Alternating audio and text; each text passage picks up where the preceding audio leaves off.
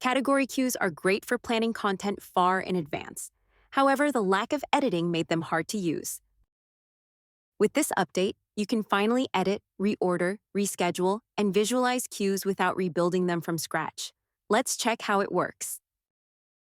By accessing the editing module from the three-dot menu, you can modify post content, publishing order, and content variations. A full visual calendar view helps you understand your content schedule at a glance, available in a weekly and monthly view.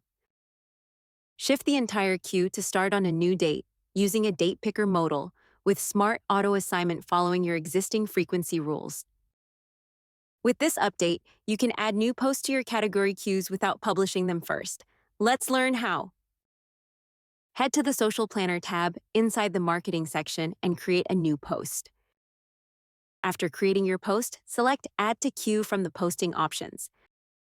Select the category queue you want to add the post to. Set your posting preferences by checking the box next to Prioritize New Content to boost your creation to the top of the posting queue.